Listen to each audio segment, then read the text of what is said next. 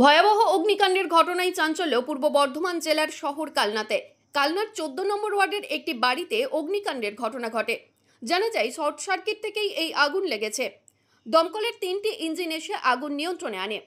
সকাল 7:30টা নাগাদ জানা যায় কালনা শহরের 14 নম্বর ওয়ার্ডের একটি বাড়িতে অগ্নিকাণ্ডের ঘটনা ঘটে।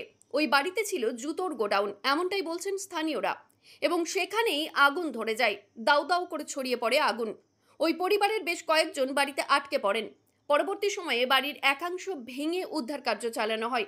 ঘটনাস্থলে দমকলের 3টি ইঞ্জিন এসে আগুন নিয়ন্ত্রণে আনে।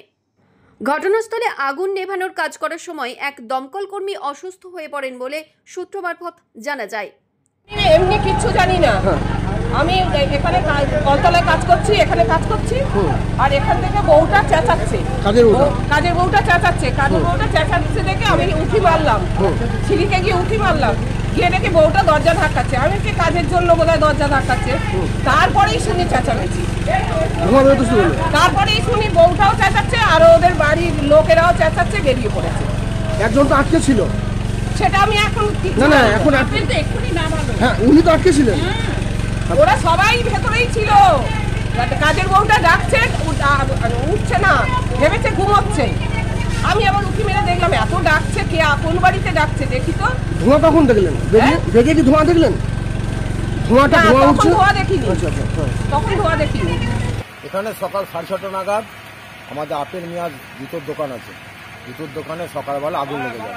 কি থেকে আগুন লেগে গেছে বোঝা যায়নি, কিন্তু আগুন লাগার পর সঙ্গে সঙ্গে আমরা ফায়ার ব্রিগেডে খবর দিই এবং আমাদের পাড়ার ছেলেরা, যত পাড়ার ছেলেরা সবাই মিলে আগুন নেওয়ার চেষ্টা করি।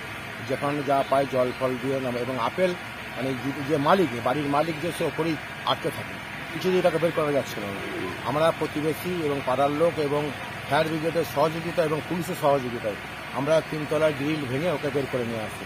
আপাতত এখন ফায়ার ব্রিগেড জল দিয়ে নেভাবার চেষ্টা করছে, কিন্তু আগুন একদম 1 তলা থেকে 4 তলা পর্যন্ত আছে। জুতোর দোকান আছে, চামড়া যেটা আরও চামড়ার টিকবোটে আগুন আরও বেশি করে ধরে গেছে।